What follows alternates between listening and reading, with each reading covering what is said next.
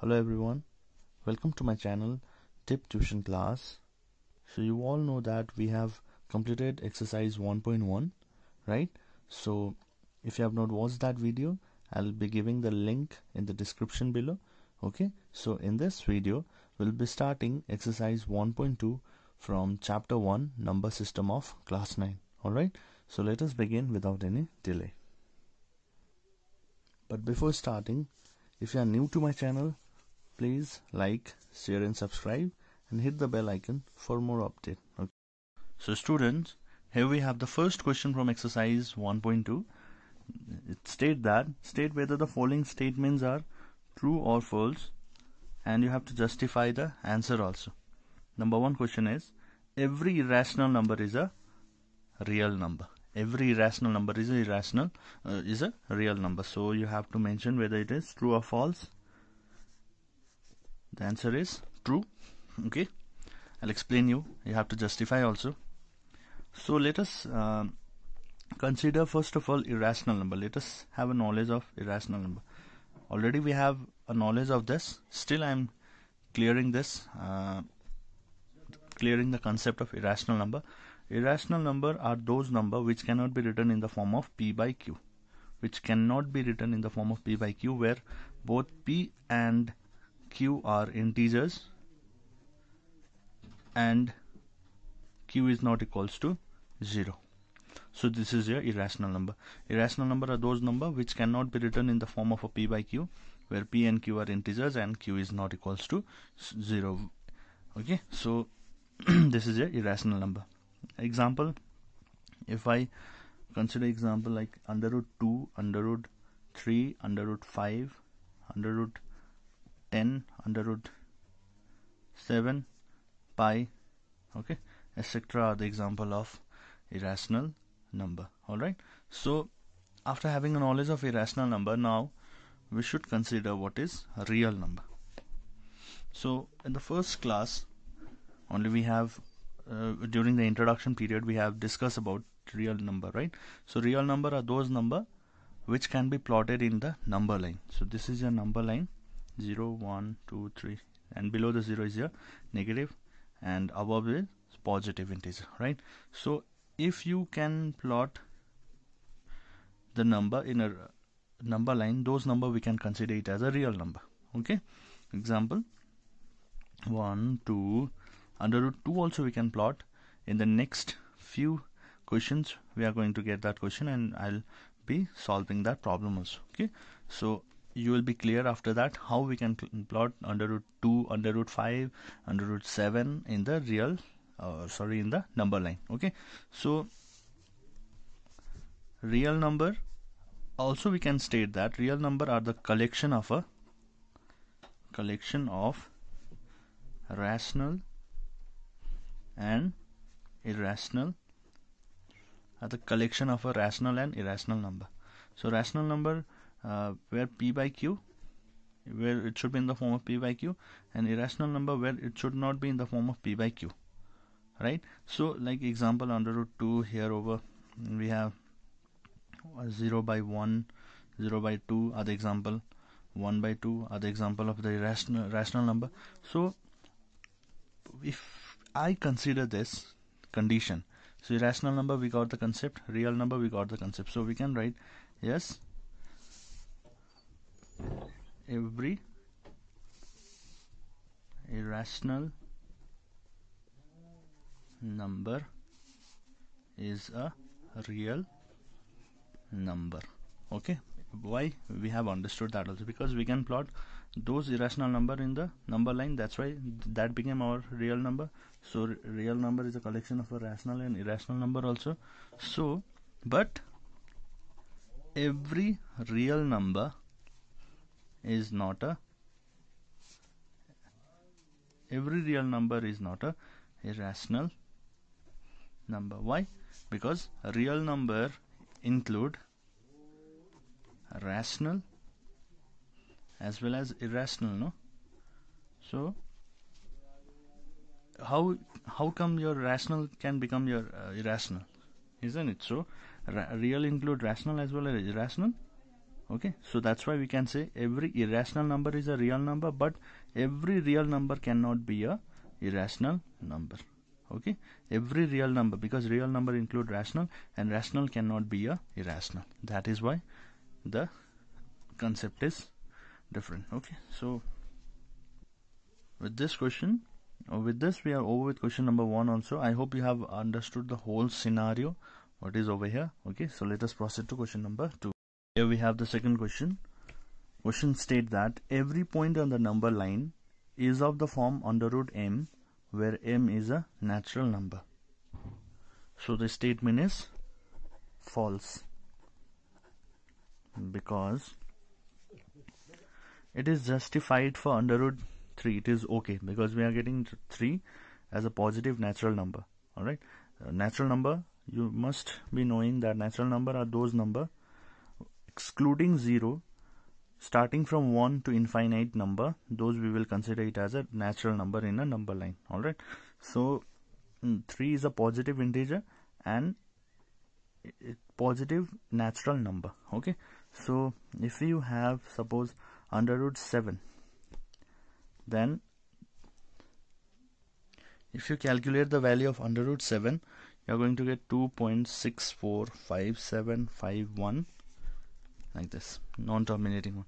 So this number is not a natural number, as because this is in a decimal form, so we will not consider this number in a natural number form. Similarly, if you have under root 2, 1.4142, isn't it? Even this number is not a natural number. So therefore we can say that every point on the number line is not on the form of under root m, where m is a natural number. This is only true for this condition where under root 9 is there, under root 25 is there.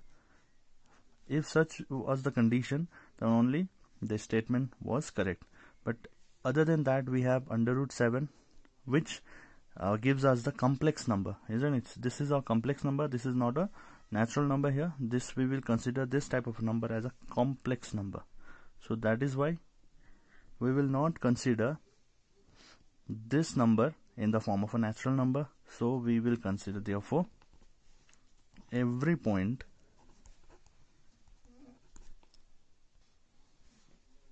on the number line is not on the form under root m. Okay, I hope you are clear with this. Our next question, question number 3, state that every real number is an irrational number.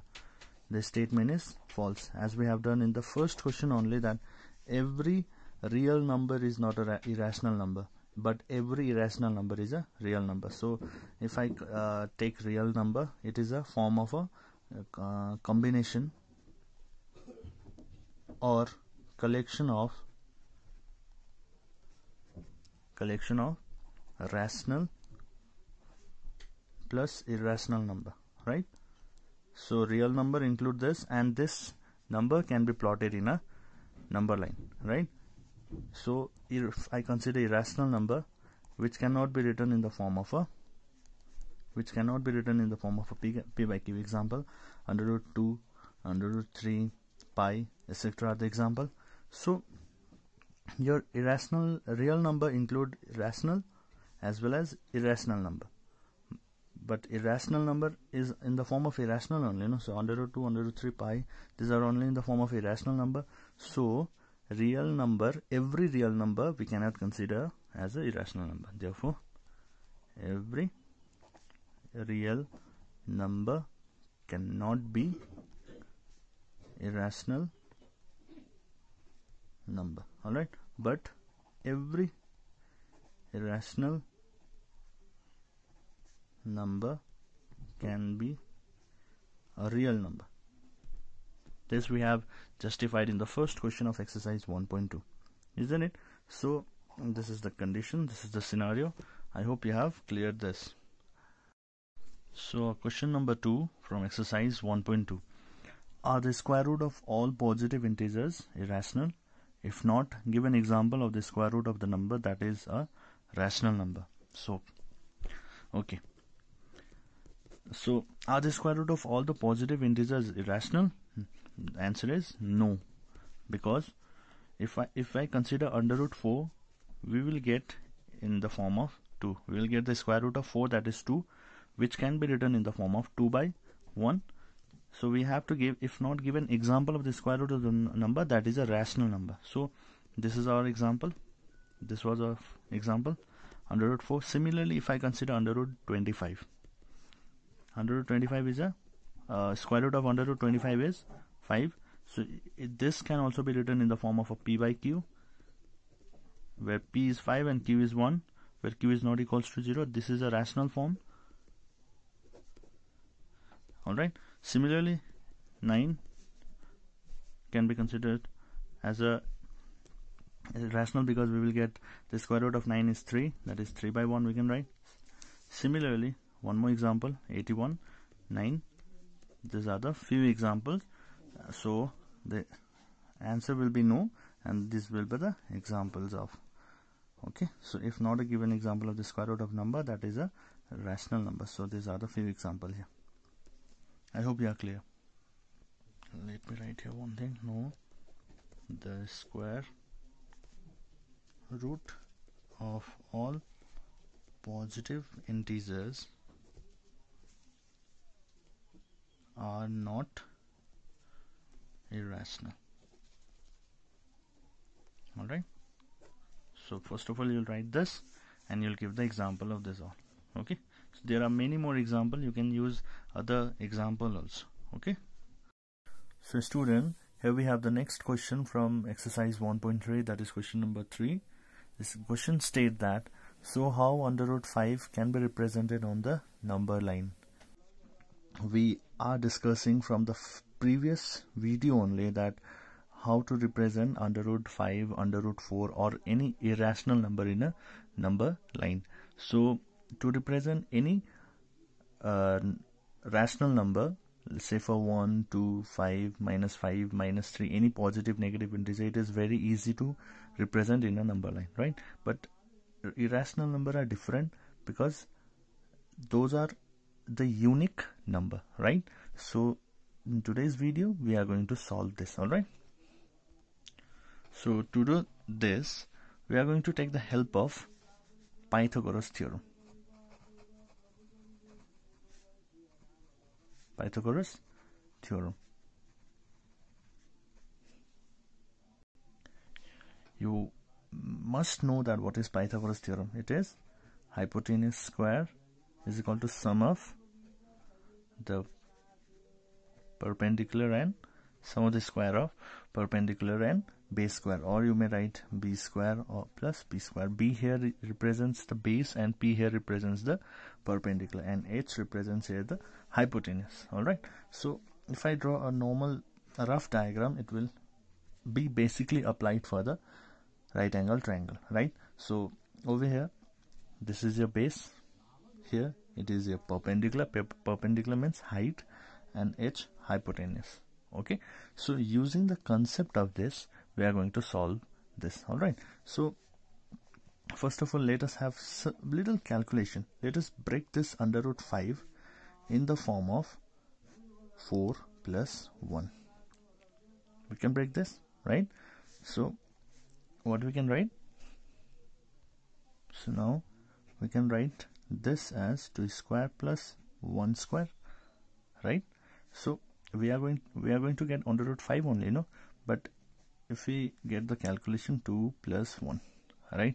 So we are going to consider this 2 as a base, and we are going to consider this p, this 1 as a perpendicular, and hypotenuse is of 5, under root 5. So overall, first of all, we are going to plot the number line. All right, say for starting from the 0 at the center, and above the 0 will be having a positive integer and below the negative integer. So any line you can take, but while making this length of a equal interval of a length, that is say for 1, you will take 1 centimeter distance, or any 2 centimeters. If you are supposed taking 2 centimeters, then you will be taking 2 centimeter each. If you are taking 1, then 1 centimeter each should be the distance. Okay, 1, 2, 3, 4, it will be going on like this. Alright, so what I've said, b is your base is your 2, so base we will take as a 2 first, and from 2 we will make a perpendicular 90 degree. Alright, so like this we are going to make, and we are going to plot this. Alright, so from now what we have, perpendicular is 1, so we will plot this 1 here first. It will be somewhere over here, and our hypotenuse is 5. Now from 0 we are going to connect this line. This will become our under root 5, right? This is your hypotenuse, this is your base, and this is your okay, perpendicular, right? So with this we are over with, we will get the under root 5. So but where is our under root 5? If we calculate the value of under root 5, no, then we are going to get somewhere 2.23. Alright, so if you join this line, it will be somewhere here. So it is 2.23, so it is in between 2 to 3, right? So under root 5 will be over here. Alright, so taking the help of this, we are going to solve this. Okay, so to do this, our first step is to draw a line, right? So here is the scale, and I am drawing any rough length, not a fixed distance. Alright, so our next step is to mark 0 at the center, and from there don't forget to take an equal distance each. I am taking here 1 centimeter distance. 2, mark it like this, 4, 5, 6. Okay, and below there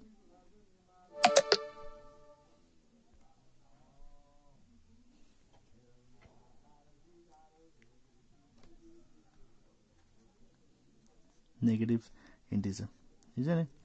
So if we mark this, this will be 1, this will be 2, 3, 4, 5, 6. This will be negative integer, 2, minus 3, minus 4. Alright, so our next step is, after doing this, our next step is to take base as a 2, because we have got our base 2, right? So it is already in a line. So from 2 we are going to make a 90 degree. That is our third step, right? So with the help of the compass, or if you have protractor, you can use the protractor also. Alright, so here I have made the arc. So from here we are going to make the 90 degree. Alright, so I hope you know how to make 90 degree. Take half of each, make perpendicular from here. So this becomes our 90 degree. So join the line here. Next step. Alright, so this becomes our 90 degree. After making a 90 degree, our third step is to form a perpendicular, which is 1 centimeter, right?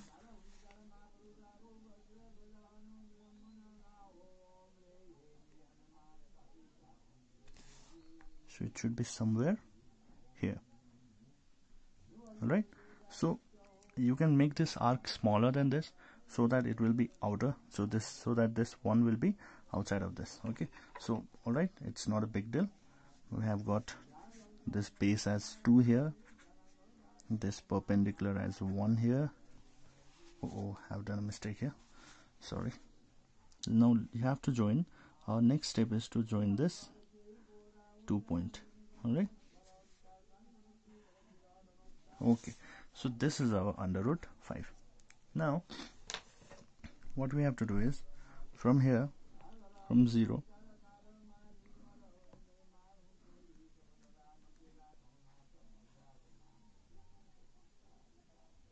make a line like this. Alright, so you can say this over here, this is our under root 5 over here, because under root 5 value, when you calculate from a calculator or with your hand calculation, you will get 2.23 approximately. So 2.23 should be in between 2 to 3, right? So this is our under root 5. Okay, I hope you are clear with this.